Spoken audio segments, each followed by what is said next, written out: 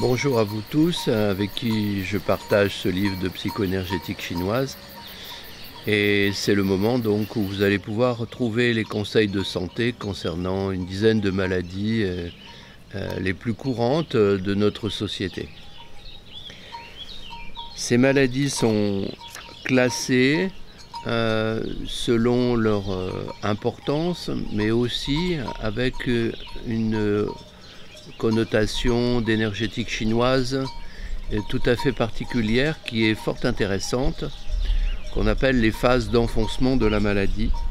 Et je vais vous donner cette référence avant de commencer les exercices. Donc pour chaque affection, vous avez un descriptif de l'affection, vous avez la vision au travers de la psycho-énergétique et du tempérament, et les rééquilibrages que vous pouvez imaginer faire, susciter au travers de cette nouvelle connaissance donc des merveilleux vaisseaux que vous avez acquises, que vous êtes en train d'acquérir par la lecture de ce livre. Donc que ce soit pour les maladies provenant du stress, les lombalgies, les TMS, les maux de ventre, les addictions, quoi que ce soit comme maladie de société, il y a un repérage très intéressant à faire sur l'enfoncement de la maladie. L'énergétique chinoise nous dit qu'il y a 6 phases d'enfoncement de la maladie dans un traité classique qui a été très bien traduit et qui est très clair. La première phase, c'est une phase d'excrétion, d'élimination. On ramène à la peau. C'est par exemple l'eczéma. C'est le point typique où on croit qu'on est malade et en fait c'est la phase la plus légère d'enfoncement de la maladie. La deuxième phase, c'est une phase inflammatoire. Là, l'eczéma disparaît par exemple, mais on va avoir des bronchites. On va être dans un état de colite chronique ou passagère, mais il y a une irritation, il y a une inflammation. C'est la deuxième phase. La troisième phase est une phase de déposition. On remplit les poubelles. On remplit les poubelles dans les tendons, dans le péritoine, au niveau du tendon d'Achille, etc. Ces phases-là sont des phases relativement de bonne santé. Et la preuve en est qu'elles sont réversibles spontanément.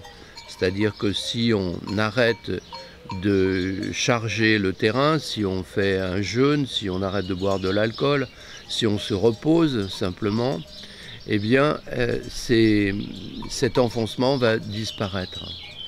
Ce qui est aussi notable dans ces phases, c'est que par exemple on peut avoir de l'eczéma petit, puis avoir des bronchites ou des angines plus tard, et puis que tout ça disparaisse et que en fait le corps est en train de s'intoxiquer alors qu'il n'y a plus rien de visible extérieurement.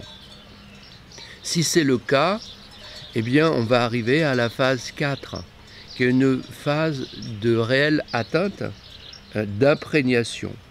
Là, on va être sur des maladies très courantes comme les problèmes articulaires, des problèmes d'hépatite, des problèmes d'intestin comme les maladies de Crohn, etc. Ici, il va falloir trouver des solutions pour aider le corps parce que ce n'est plus réversible spontanément de la même manière. Ce n'est plus aussi simple. On rentre dans les phases profondes. 4, 5, 6 sont des phases différentes de réelles maladies.